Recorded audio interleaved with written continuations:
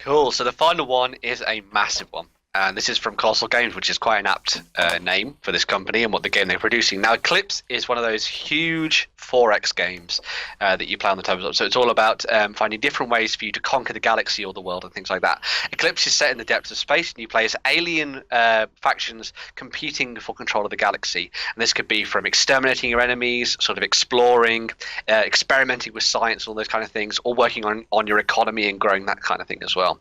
This is the second version of the game that has come out, so there's increased value put into all the different components and the accessories and all those kind of things. The rulebook has been streamlined and thought through as well. I will say that this is not a light game.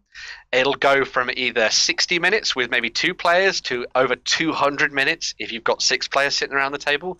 So this is definitely one of those games that's very much an event one. The thing about this as well that makes this game absolutely fantastic, I've played the original and it's still one of my favorites, is that each of the different races has their own abilities and styles of play, which is really cool. So there's a really nice asymmetry to how they work on the tabletop. And the other really cool thing as well is that the exploration of the galaxy is actually done as hex-based stuff. So what you do is you set up the board, and you set up your sort of starting systems, and then as you go through the game you flip over tiles and sort of uncover planets as you go. So it's got a really nice sort of sense of almost that kind of like civilization feel when you start playing the game. So it feels like, you know, when you're first setting up in civilization with your settler and your tiny little world, and as things grow and expand, you start to meet other races and fight them in combat and sort of like broker peace with other people as well and do trading and all those kind of things. Now I will say that the original version of Eclipse, one of the things, like it's a very fun game and I very much enjoy it, but one of the original things about Eclipse that sort of didn't really mesh with me too well is that it's very, very combat focused, and a lot of the sort of victory conditions are very easy in that vein.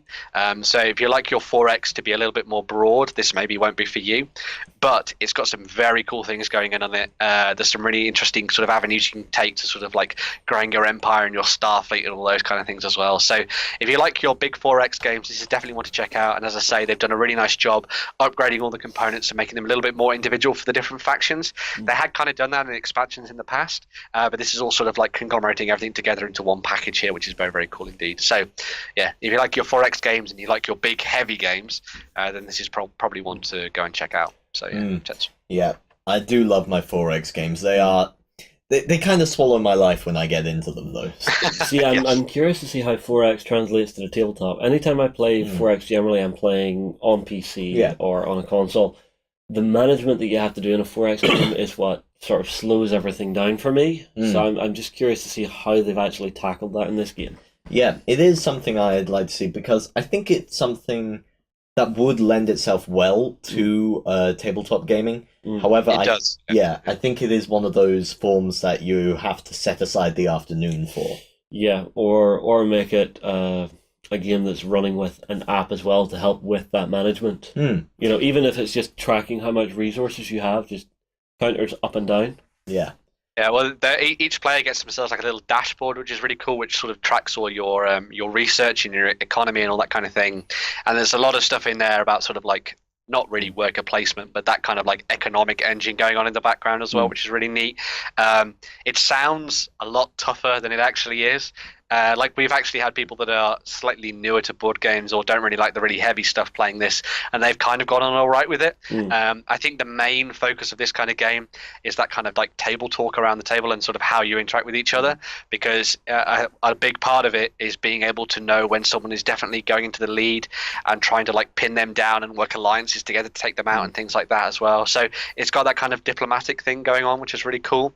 So yeah, it's something to bear in mind when you look at this game and see whether you want to pick it up. So if I could get a game like this designed where I had an app that could be running, say we're playing a 4-player game, we all have our phone out and we link into like a local area network game so that we can trade back and forth between the people at the table to actually that's a cool idea. Your stuff. Yeah, I don't know. I kind of like even just having that physical presence of tokens to trade. But... See, for me, that's what's going to slow stuff down, is actually tracking and packing and unpacking all of that. Yeah. Actually, you're set up for a It does take a while to set up, but It would help. I think it would also be very thematic for a sci-fi game. Yeah, for a sci-fi game, yeah. And then, I mean, like, you could also have components added to that for, like, a global market as well. Say you're just selling resources into the game itself. you could be doing that during when it's not your turn. Just actually have that as an open play segment. Yeah, When it comes to your turn, it's just like, okay, Justin, your turn. Oh, just one trade? Okay, I'm ready.